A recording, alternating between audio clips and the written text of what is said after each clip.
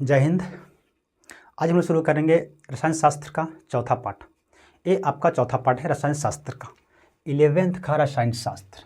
क्या चल रहा था? रसायन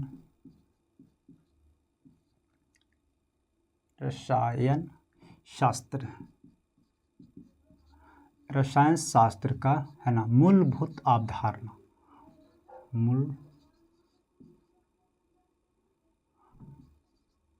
मूलभूत अवधारणा।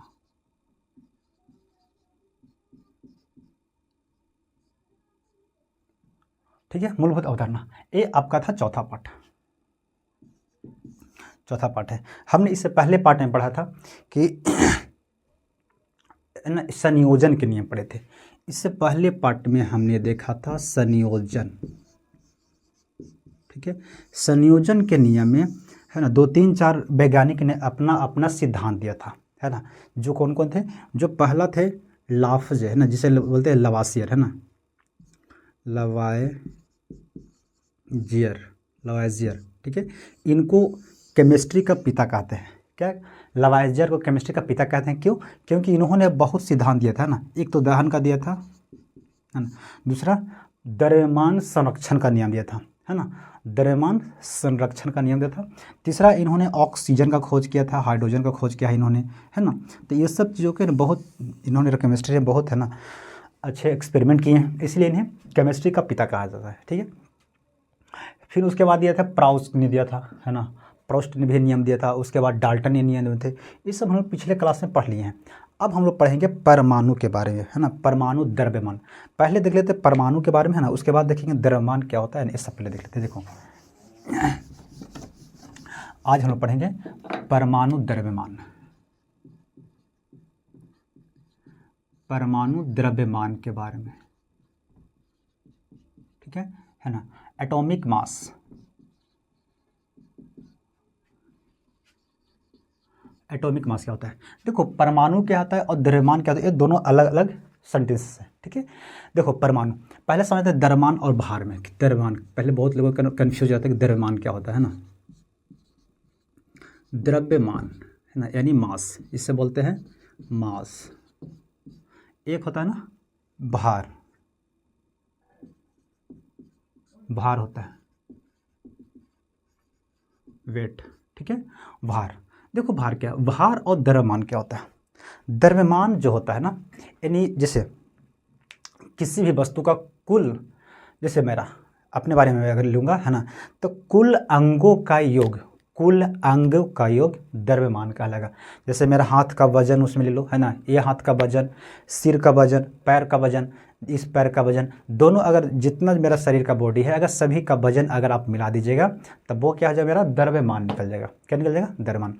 इसी तरह से अगर मान लीजिए किसी चीज़ का निकलना है, जैसे मान लो उसमें एक बोरी, है ना, चलो कोई चावल है या धान है, तो एक बोरी धान जितना है, यानी सभी का अगर द्रव्यमान, सभी का जो केजी होगा या ग्राम में होगा या केजी में होगा, क्विंटल में होगा, या कुछ भी हो सकता है ना। तो अगर जो उसका केजी है या जो किसी चीज़ में मात्रा हो, अगर सभी को आप मिला दीजिएगा तो वो होता है द्रव्यमान, है ना। द्रव्यमान कभी नहीं बदलता है, द्रव्यमान, है ना, यानी कुल अंगों का कह सकते हैं। देखो पहला इसका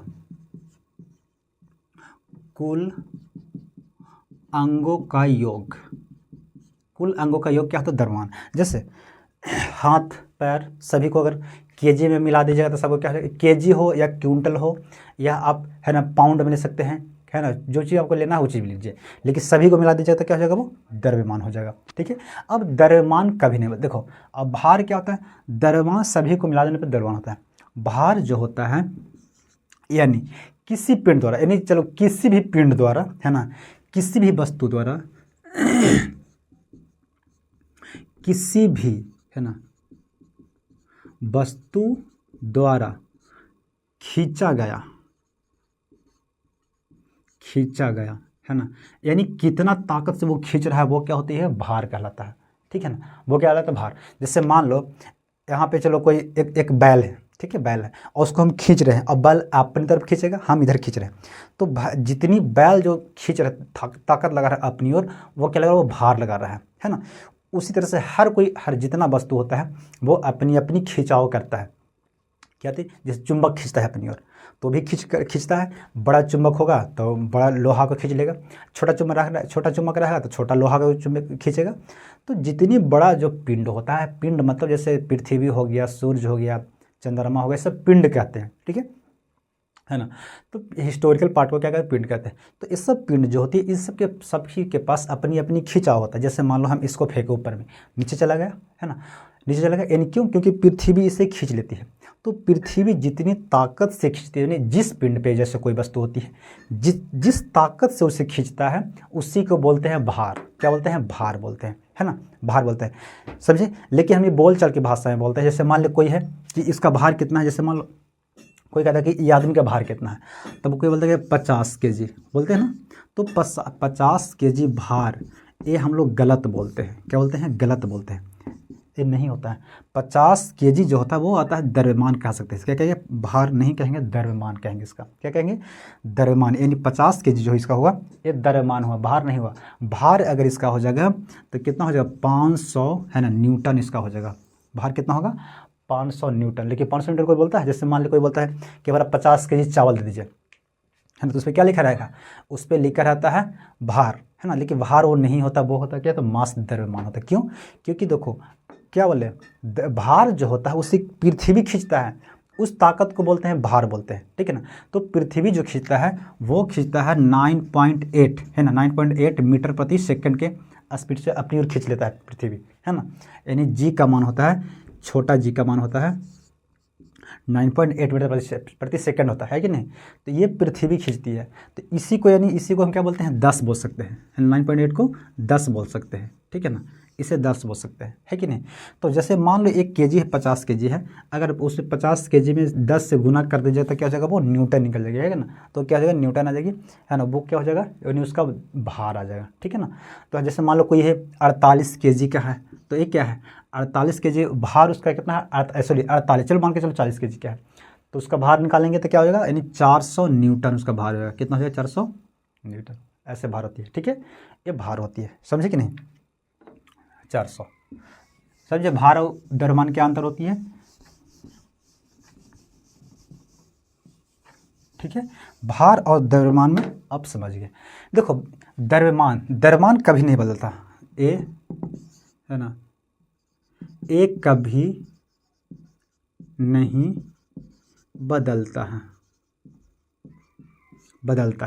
है ना। लेकिन ये समय समय पर बदल जाता है, समय समय पर बदल जाता है। देखो भार कभी, द्रव्यमान होता कभी नहीं बदलता। कैसे, जैसे अब मान लो हमें जाना है चांद पे जाएंगे, तो चांद पे हम क्या जाएंगे, अपनी एक हाथ रख के जाएंगे ज़मीन पे, या अपने सिर को रख देंगे गहरे और जाएंगे चांद पे, ऐसा होता है, नहीं होता है। अब कहीं भी जाइएगा तो अपनी पूरी बॉडी का अंग को लेके जाइएगा, कहीं भी जाइएगा तो जब कहीं भी जाइएगा तो भार आपका क्या, द्रव्यमान कभी चेंज होगा नहीं, लेकिन भार चेंज होता है, क्योंकि खींचने की क्षमता होती है। भार क्या होती है, खींचने की क्षमता। तो जैसे मान लो पृथ्वी का खिंचाव अलग होती है ना, जितना बड़ा वस्तु रहेगा वो उतना ही ज़्यादा खींचेगा, और जितनी छोटा वस्तु रहता है वो उतना ही कम खींचता है, समझे। देखो ये भी कुछ न कुछ अपनी ओर खींचता है, हम भी कुछ न कुछ अपनी ओर खींच रहे हैं, है ना। लेकिन पृथ्वी पर हम लोग हैं, हम लोग से ज़्यादा बहुत बड़ा पृथ्वी है, इसीलिए हम लोग के पास पृथ्वी का खिंचाव ज़्यादा दिखाई देता है, ठीक, समझे कि नहीं समझे। पृथ्वी का खिंचाव ज़्यादा दिखाई देता है, ठीक है ना। अगर मान लें हम लोग का खिंचाव ज़्यादा रहता तो पृथ्वी खींच लेते, है ना, जाने जाते उधर पृथ्वी के ले चल ले चलते उसको, है कि नहीं। तो क्योंकि हम लोग खिंचाव बहुत कम होता है, क्यों, क्योंकि हम लोग के पास वेट जो होता है, यानी मास जो होता है वो कम होती है, ठीक है ना। ये मास पे ही डिपेंड करता है। जब आप, है ना, गुरुत्वाकर्षण में पढ़िएगा तो पता चलेगा, है ना, वेट के बारे में, ठीक है, समझिए। तो द्रव्यमान कभी नहीं बदलता है, लेकिन भार बदल जाता है ना। अब चंद्रमा पे जाएगा तो उसका अलग भार होगा, पृथ्वी पर रहिएगा तो अलग भार होगा, है ना, और कहीं किसी मंगल पे जाएगा, किसी और ग्रह पे जाइएगा तो अलग भार होता है। तो सबका अलग अलग भार हो जाता है, ठीक है, समझ गए द्रव्यमान और भार में। तो हम लोग पढ़ेंगे द्रव्यमान, क्या पढ़ेंगे, द्रव्यमान। भार अभी आपको नहीं पढ़ना, क्योंकि भार हम लोग बोल चाल की भाषा में बोलते हैं, लेकिन गलत बोलते हैं, है ना। जैसे मान लो कोई कहता है 30 kg, है ना, आटा दे दीजिए, तो क्या होता है, बोलता है द्रव्यमान। ये द्रव्यमान नहीं है, भार हम बोलते हैं कि भार कितना इसका है, तो 30 kg का भार, तो भार नहीं होता है। ये बेसिकली क्या होता है, ये होता है द्रव्यमान होता है, ठीक है। अगर इसको बोलना है तो इससे बोलेंगे 300 न्यूटन, तब ये हो जाएगा भार। समझे कि नहीं। तो 300 न्यूटन को बोलता है टूट पटांग लगेगा बोलने में, है ना। आदमी की आदत पड़ गया है 30 kg बोलने का, समझे। चलो समझिए भार में, भार और क्या होते हैं। अब हम लोग देखते हैं परमाणु के बारे में कि परमाणु क्या होता है। देखो परमाणु जो होता है सबसे, यानी किसी भी पदार्थ का सबसे छोटी कण को परमाणु बोलते हैं। क्या परमाणु, परमाणु हो गया, है ना, जिसे बोलते हैं एटम। एक होता है अणु, मॉलिक्यूल, मॉलिक्यूल, ठीक है। और एक होता है यौगिक, कंपाउंड, कंपाउंड, ठीक है। समझो पहले देखो परमाणु क्या होता है। परमाणु, अणु और यौगिक क्या होता है। परमाणु जो होता है यानी किसी भी पदार्थ का, किसी भी पदार्थ का सबसे छोटी कण को परमाणु बोलते हैं। क्या बोलते हैं, परमाणु बोलते हैं। किसी भी पदार्थ का,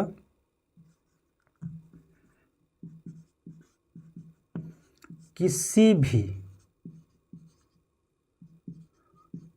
पदार्थ का सबसे छोटी कण को परमाणु कहते हैं। समझे, यानी किसी भी कण को, सबसे छोटी कण को क्या कहेंगे, परमाणु कहेंगे, किसी पदार्थ का। जैसे मान लो ये क्या है, किसी पदार्थ, जैसे मान लो ये क्या है, स्केच। स्केच को तोड़ेंगे 2 भाग हो जाएगा, और इसको तोड़ेंगे और भाग होगा, और इसको तोड़ेंगे और भाग होगा। यानी इसको तोड़ते जाएंगे, तोड़ते जाएंगे, तोड़ते जाएंगे, तोड़ते जाएंगे, एक ऐसा समय आएगा जहाँ पे नहीं टूटेगा, है ना। वैसा नहीं कि हम इसको तोड़ेंगे, हथौड़ी के लिए तोड़ेंगे या किसी और चीज़ तोड़ेंगे तो नहीं टूटेगा, उसको बोलेंगे परमाणु। नहीं, परमाणु हम देख नहीं सकते हैं, हवा को आप देख नहीं सकते हैं, करंट को आप देख नहीं सकते हैं, है ना। हम बोल रहे हैं ये आप देख नहीं सकते हैं, है ना।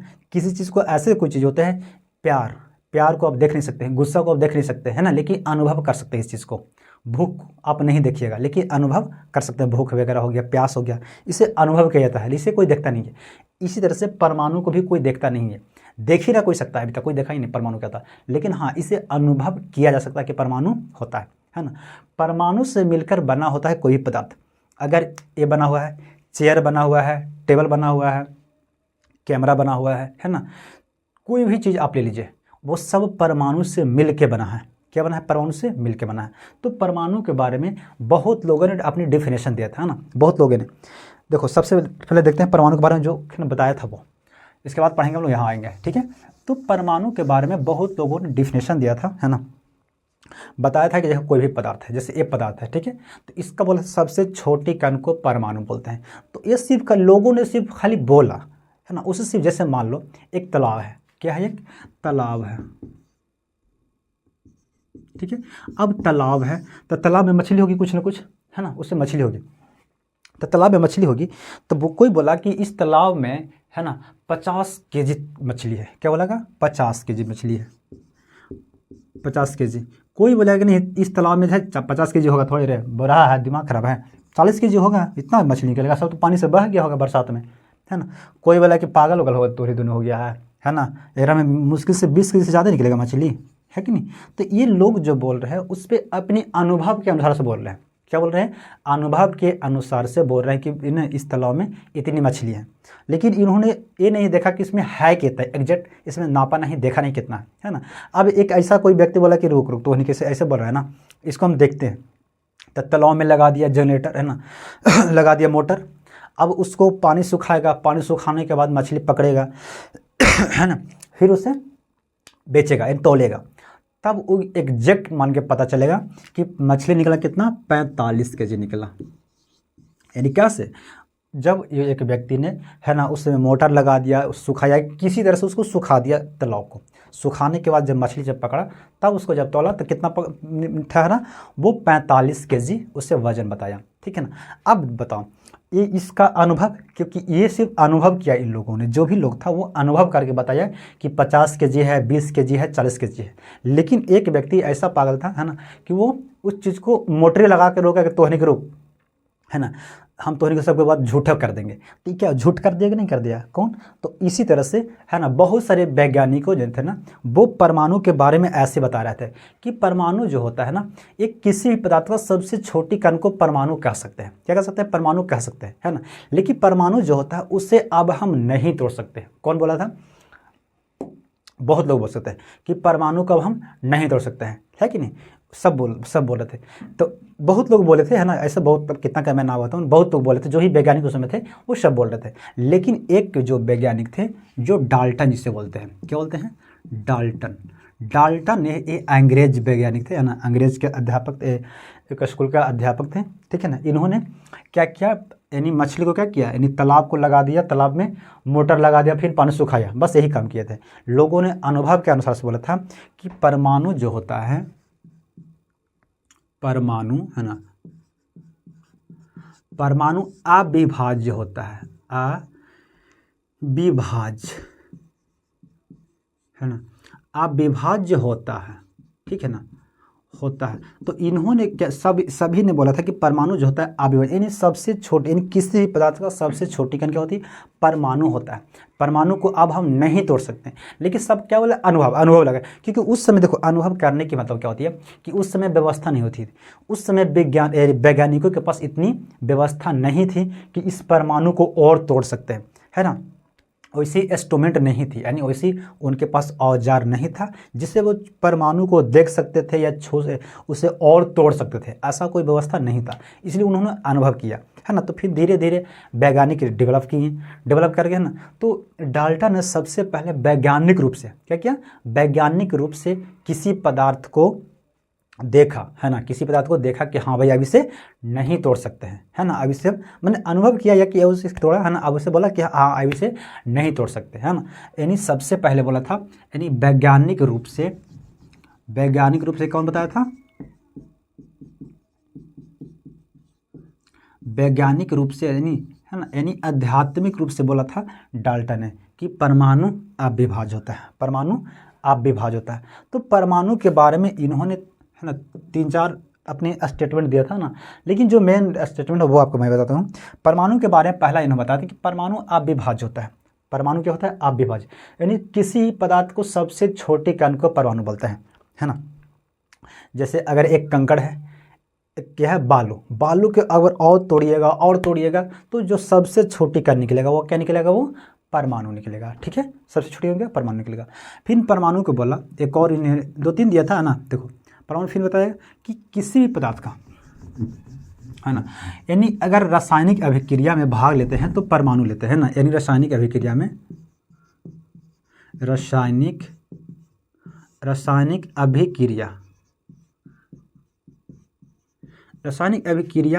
है ना, भाग लेते हैं, रासायनिक अभिक्रिया भाग, है ना, परमाणु लेते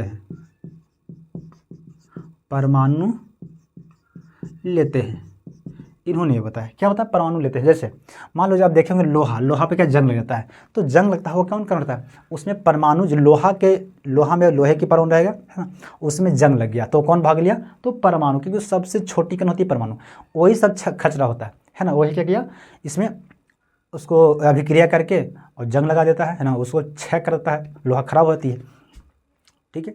और क्या बताया?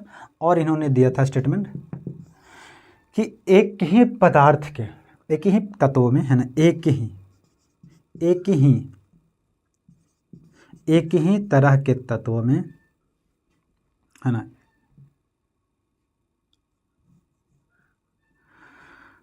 देखो, एक ही प्रकार के परमाणु,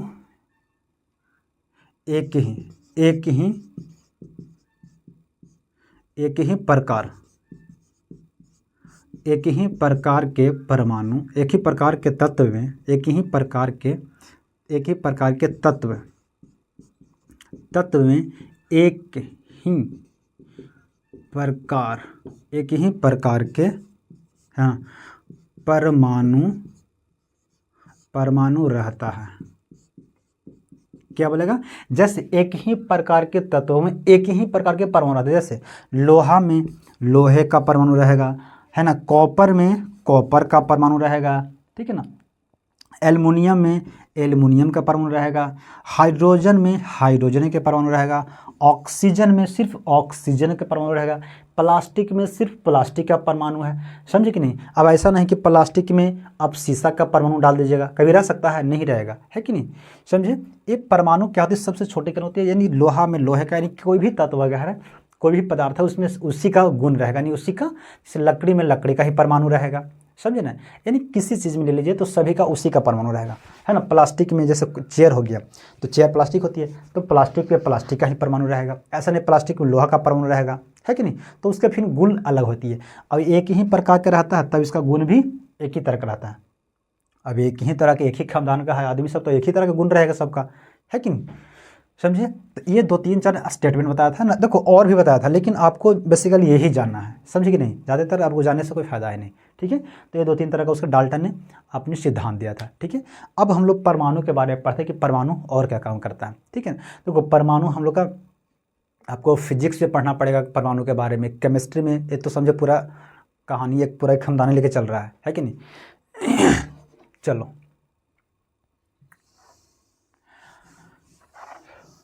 अब पढ़ते हैं, है ना, परमाणु और अणु के बारे में। फिर देखो डाल्टन ने तो बताया था परमाणु के, क्या बताया? सिर्फ बताया कि परमाणु क्या होता है, अविभाज्य होता है, लेकिन इसके बारे में और जानकारी नहीं लिया था परमाणु के बारे में, ठीक है। डाल्टन ने सबसे पहले बताया था कि परमाणु सबसे छोटी, यानी परमाणु जो होती है किसी भी पदार्थ का सबसे छोटी कण होता है, यानी अविभाज्य, अब उसको तोड़ नहीं सकते हैं, है ना। तो फिर उसके बाद आया था रदरफोर्ड ने, है ना, रदरफोर्ड ने। चलिए इसको बारे में बताते हैं। पहले जरा सब परमाणु के बारे में जान जाइए। परमाणु, ठीक है, परमाणु और अणु। परमाणु क्या होती है? यानी किसी पदार्थ का सबसे छोटी कण को परमाणु बोलते हैं, ठीक है, इस तरह से, है ना। यानी अगर परमाणु को आपस में मिला देने पर, है ना, अणु, है ना, इसको और जैसा अच्छा से बोलो। देखो किसी, है ना, यानी एक ही तरह का परमाणु, एक ही तरह का परमाणु या अलग अलग परमाणु, अलग, है ना, बहुत सारे परमाणु को मिला देने पर, है ना, अणु या यौगिक बनता है,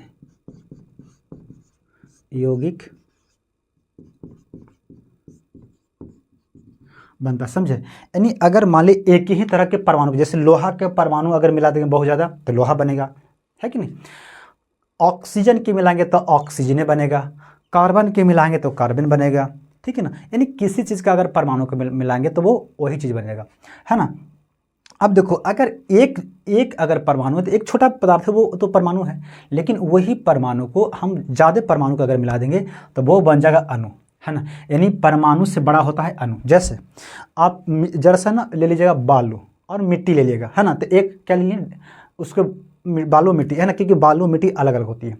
अब उसको एक जगह मिला दीजिएगा तो क्या बनता है, एक ईंटा बन जाती है कि नहीं, या तो खपड़ा बनती है ना, तब ना उससे बनती है कि मिट्टी अलग अलग है, उसे एक जगह आप मिला देते हैं तो ईंटा बन जाता है।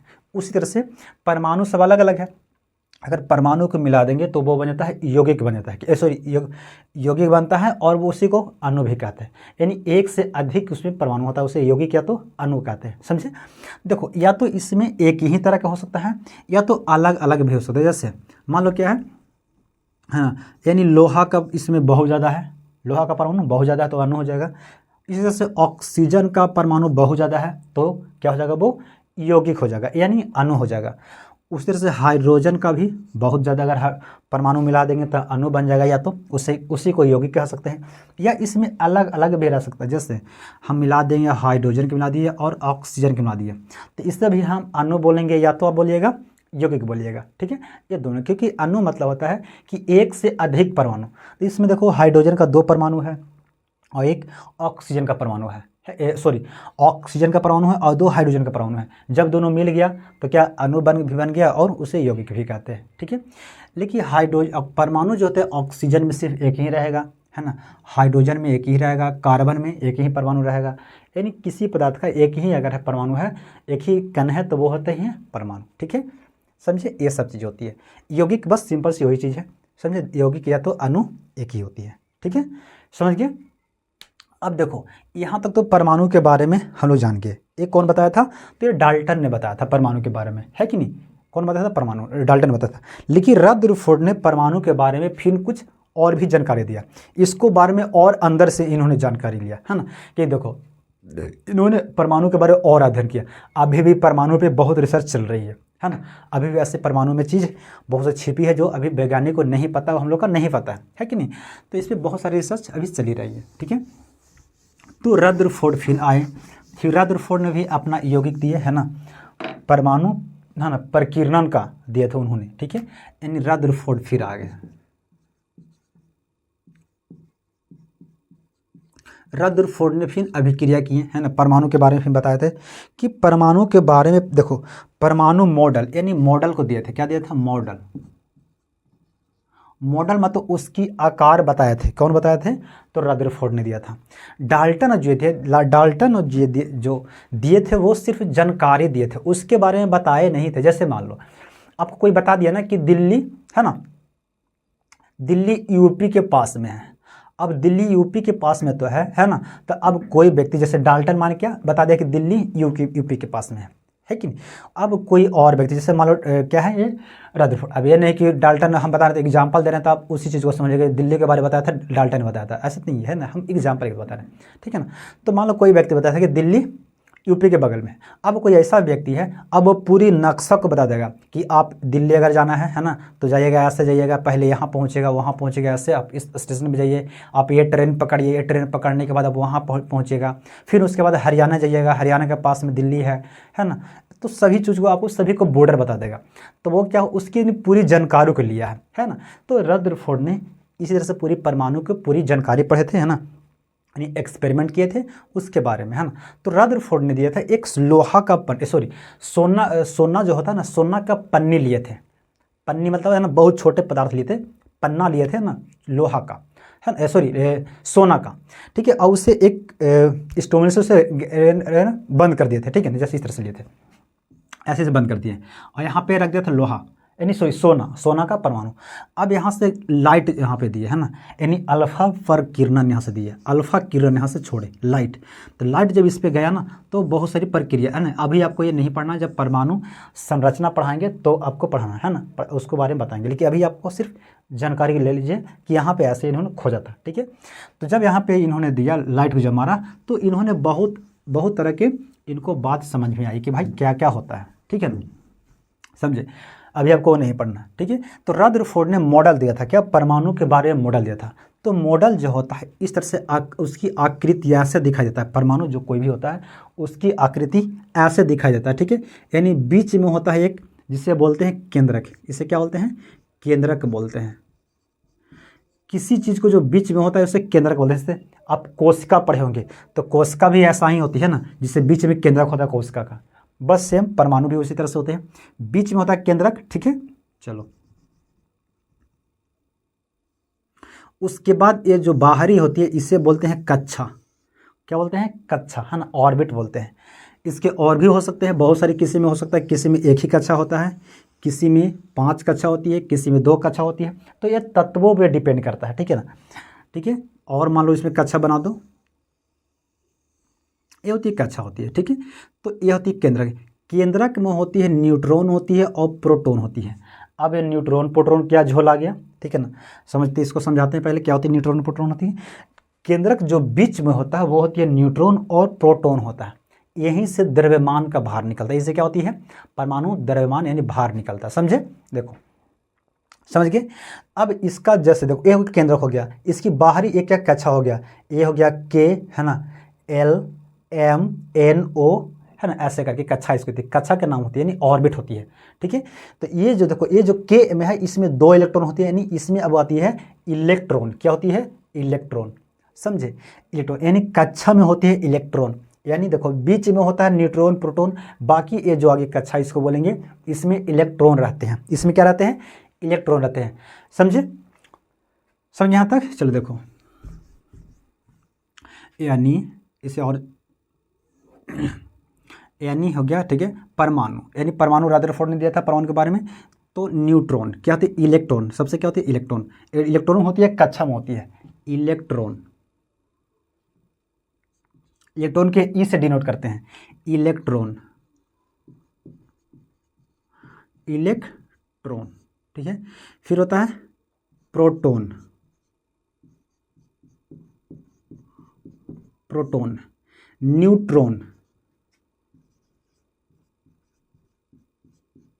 न्यूट्रॉन। ठीक है, इलेक्ट्रॉन प्रोटॉन न्यूट्रॉन। प्रोटॉन और न्यूट्रॉन जो होता है वो केंद्रक में रहता है। कहाँ रहता है? केंद्रक में रहता है।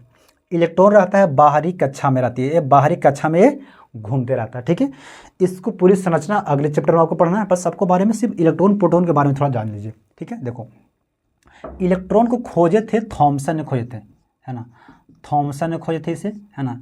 प्रोटॉन को खोजे थे गोल्डस्टीन ने खोजा था, गोल्डस्टीन। न्यूट्रॉन को खोजा था चैडविक ने खोजा था, चैडविक।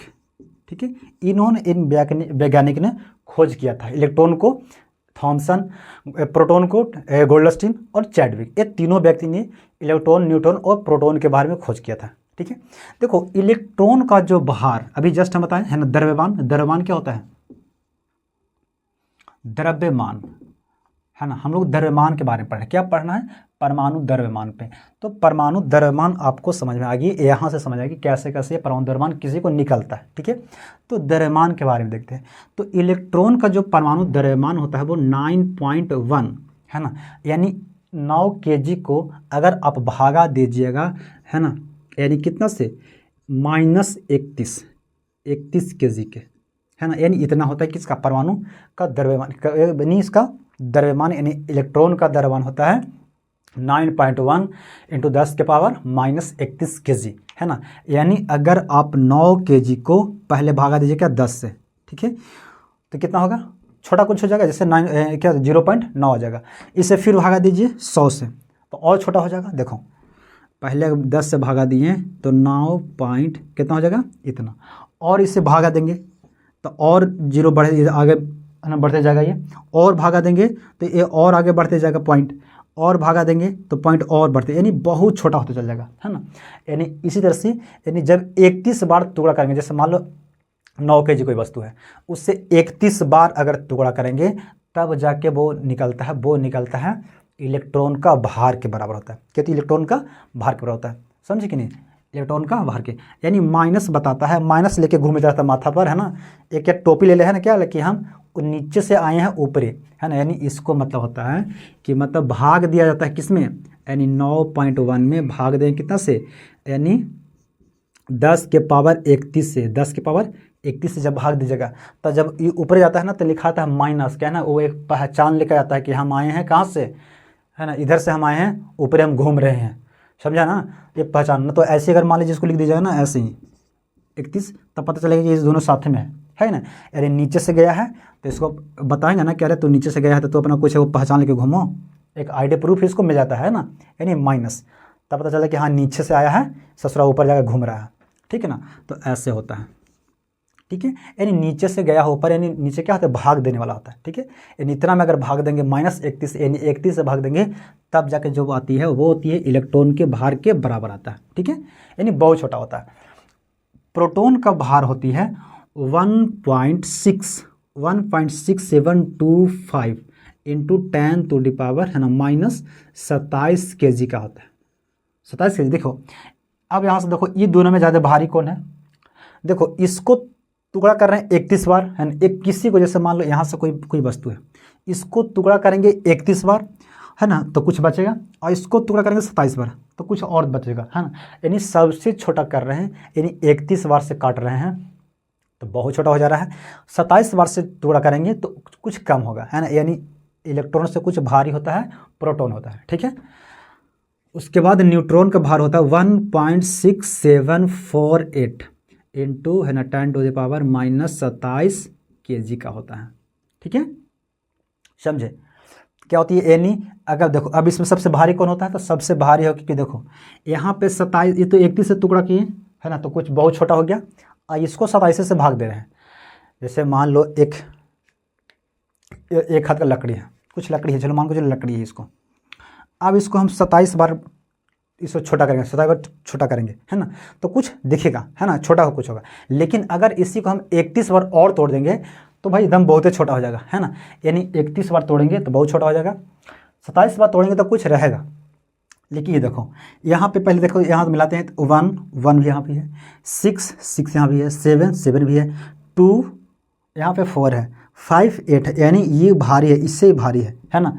तो जब ये है यानी ई वाला भारी है, क्योंकि ये क्या है 27 बार कर रहे हैं, है ना, तो ये सबसे छोटा ये हो गया, कुछ ये भारी है, यानी इससे ये भारी है और इससे ये भारी, यानी सबसे भारी हो गया न्यूट्रॉन। सबसे भारी होता है न्यूट्रॉन होता है, समझे, यानी हल्का होता है इलेक्ट्रॉन और सबसे भारी होता है प्रोटॉन। सबसे भारी होता है प्रोटॉन, भारी होता है, ठीक है ना। तो हम लोग जो परमाणु द्रव्यमान किसी का भी निकालते हैं वो इसका तुलना करके निकालते हैं, यानी प्रोटॉन का तुलना करके निकालते हैं, है ना। क्या निकालते हैं, प्रोटॉन का, इसी को बोलते हैं ना AMU, एटॉमिक मास यूनिट बोलते हैं, ठीक है। यानी प्रोटॉन को द्रव्यमान के भार के बराबर करते हैं, क्योंकि देखो, क्योंकि प्रोटॉन जो होता है वो केंद्रक में होता है।